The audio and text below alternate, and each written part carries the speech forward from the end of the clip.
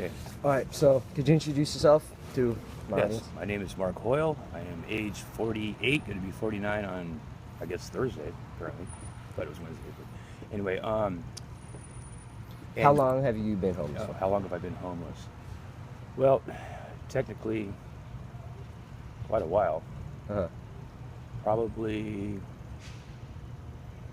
since 11. So, About 5 years now? yeah. Okay, so could you describe some of the daily struggles you face being homeless? Yeah, always in fear of my motorhome being towed Uh-huh. by the police. That's a big one. It's Yeah, constant I stress. don't think people would think about it, they think, oh, you have an RV, it's, at least you have that, but, you're in constant fear of being towed and... Yeah, I'm grateful for the RV in the sense that we have shelter. Mm-hmm. A lot of people don't have a shelter. I know quite a few people, I'm sure they wish they had an RV, something to live in, 4 walls and a roof. I mean, that's really important. It keeps you, out of the elements. Definitely. But yeah, that's a big struggle. No showers, no electricity, no running water. We have to go use bathrooms at, fast food like Taco Bell, Burger King. Sometimes you sneak a shower down at the apartments down on Saratoga. Well, they don't like that, but Yeah, but you act like you just work out there. Yeah, you gotta do what you gotta Bring your do. gym bag. You're Yeah. all right. But police is a big one, and nosy people that can't mind their own business. Yeah. They really can't. People are, I think, are pretty cruel, especially towards the homeless, because they don't know what the plight is. They don't know any circumstance what people are going through, why they're in that situation. Yeah. Some of it is, self-inflicted, okay, and then there's others like, all they took was maybe to lose their job, okay, an illness, then where they had to take time off work, then maybe they were let go. I mean, there's a multitude of things that can happen to create somebody to be homeless. And ours is, I wouldn't say it's so much self-inflicted, but I want to, try to do things on my own. I don't want help from other people, in a sense. Yeah. I feel that. And I have more pride doing what I'm living the way I am now than I would be if I was staying at somebody's house for free. I wouldn't feel good about that. But at the same time, I know my family needs, a home. And the RV is not a home. I mean, the streets is no place for anybody to be. Yeah. It really isn't. Some people like to be homeless. I don't know why, but maybe they've got some mental, issues or whatnot. But for the most part, most people don't. There's only a few. But there's always a struggle, though. But at least I'm working. Yeah. Yeah. Now, if I wasn't working, that's why you see people with signs and stuff, because I mean, people may not agree with it, but what are they supposed to do? Yeah. Exactly. How are they supposed to work? Exactly. I mean, they're unkempt, right? I mean, they're not shaved. Their hair might be greasy or whatnot. They might stink, but nobody's going to hire them. Yeah. Exactly. It's not going to happen like that. Yeah. A lot of people say, oh, they could be working, but all that, but they don't know. Right. Even the littlest things matter when you have a job. Absolutely, absolutely.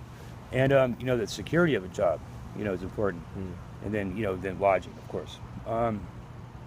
But and again, a lot of it's self-inflicted by people, but at the same time, like I said, what are they supposed to do?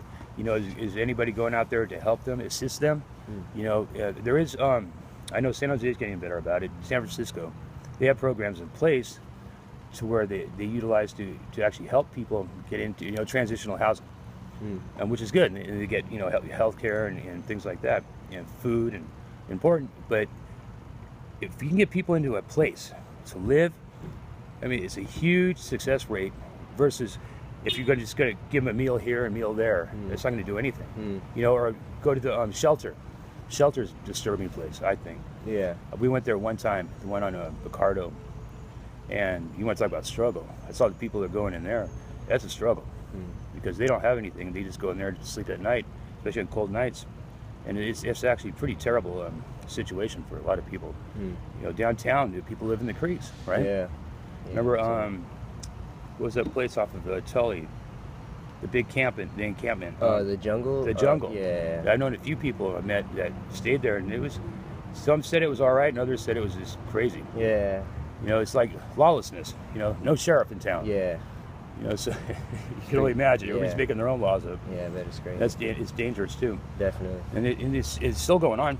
I mean, I think the jungle's still there in a sense. People are still there. They'll never leave. You know, because I mean, they feel secure down there, I guess. But that's the struggles. I mean, being on the streets is a struggle. Yeah. You know, and a friend of mine actually pointed out, goes, how many sober people do you know that are homeless? Think about that one carefully, because you have to cope somehow. So you have to self-medicate. Yeah. You know, thank God I'm not the alcoholic I used to be. You know, I used to drink a handle a day. I think I don't know if you remember that, but that was 012. That was bad. 2012? Yeah, I don't think I remember. Yeah, a handle a day. That was crazy. Then. That was crazy. You know, that's to be able to cope. Yeah, definitely. I don't blame people, you know. They got to do what they got to do, you know. Yeah, life is crazy. Yeah, but I mean, what do you know, you got to numb yourself in a sense. Definitely. That's the only way to be sane sometimes, you know. Yep. And there lies in the problem with my son, Matthew. You know, he's taken drinking to a whole level that I never expected in my life. And he needs help. And I don't even know what to do. I mean, yeah, it's sad because I know Matt's a good kid, you know, like he's not violent or he's not, you know, wanting to be in the streets. It's just, you know, he just adapted to his surroundings, you know. Environment. Yeah, exactly. Yeah, and that's very true. That's spot on, because the environment plays a big, you know, integral part of that. You know, how we act, what we do. Because if you're around people that are, you know, substance abuse or whatnot, I mean, chances are you're going to be doing the same thing. There's a very good chance of it. You know, like I said, I mean, you're not going to, you know, we're not going to run into a professor out here, right? Homeless professor, I doubt it. You know, I mean, somebody who doesn't drink or smoke or do something. But I guarantee you this: about at least 95% of the people I know of do something. You know, regarding, you know, some kind of a drug or whatever it may be. Usually it's alcohol. Yeah, and it's pretty hard when you're like already stuck in that cycle. Right. Yeah. And then you're trying to get out. How do you get out of it? You know, that's where, I mean, people need assistance, and also some people don't want it. Like I know a couple people, I'm not going to mention names, it's not fair because they're not here, but they refuse, they'll refuse help, you know, assistance. You know, they'd rather just have the handout, whatnot. They're complacent in how they are. You know, they've been doing it for years, and that's what they're used to. You know, we're all creatures of habit, right? And so, you know, it's hard to break a habit. Definitely. If that makes sense.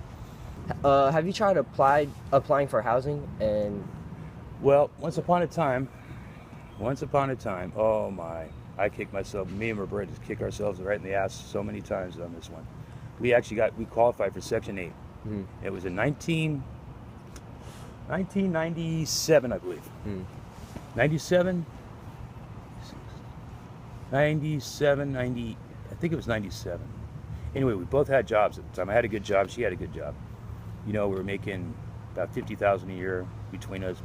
Probably more than that. But so we went to the meeting and everything, like to sign the paperwork, and we had this brilliant idea of, well, somebody else can use it instead of us. So we gave it away, basically. I see. And now in hindsight, I didn't know it was for life, and I would not have been here if we would have just taken, oh man, talk about kicking yourself in the ass. Yeah. I mean, I beat myself up on that a lot. I mean, it's like, wow, that could have been a life changer right there. We would have had stability, you know? Yeah.